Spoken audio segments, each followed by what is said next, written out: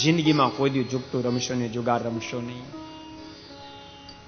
કારણ કે મોટામાં મોટું વ્યસન હોય તો ભગવાન સ્વામિનારાયણ શિક્ષાપત્રીમાં એમ લખે, જુગાર બધાથી મોટું વ્યસન છે. યાદ રાખજો, બીડી માણા પીને કેટલીક પીવે? 5 રૂપિયાની પીવે, 10 રૂપિયાના દિવસમાં પીવે. અરે કદાચ બીજા ત્રીજા વ્યસને દારૂ બારૂ હોય તો કદાચ પીને કેટલોક પીવે? 2000 નો, 5000 નો, 10,000 નો એક દિવસમાં પીવે. પણ યાદ રાખજો, જુગારમાં માણસ પીને કેટલું પીવે? તો કે કલાક પહેલા અબજોપતિ હોય ને 1 કલાકમાં રોડપતિ થઈ જાય, રોડપતિ થઈ જાય. મોટા મોટું કોઈ વ્યસન હોય તો જુગાર છે. ભગવાનના ભક્તો ક્યારે જુગાર આદિ રમશે? મહારાજની આજ્ઞા નથી.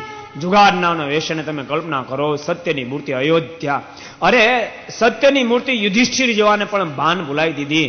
એ તો ભગવાન દ્વારકાધીશે રક્ષા કરીને તો કલ્પના કરો, પોતાની સગી પત્નીને જુગારની બાછી મૂક્યા. કેટલી હદ કહેવાય, કેટલી હદ કહેવાય. એવા માણસને જો જુગાર આંધળા કરી મૂકતા હોય તો સામાન્ય વ્યક્તિને આંધળા કરી મૂકે એમાં શું કહેવું? અને પછી પોતાના ઘર વેચશો, જમીનો વેચશો. એવા જુગારી જોયા છે, પોતાના નારીના આભૂષણો વેચ્યા છે, મંગળસૂત્રો વેચ્યા છે, અરે નાકના અને કાનના દાગીના વેચ્યા છે, પોતાના નારીના વસ્ત્રો વેચ્યા છે. યાદ રાખજો, જુગારીને ક્યારેનો પરિવાર માફ નહીં કરે, માફ નહીં કરે. આખો પરિવાર બરબાદ થઈ જશે. માટે આ કથાને સાંભળ્યા પછી ક્યારે જિંદગીમાં જુગાર નહીં રમી એવો સંકલ્પ કરજો.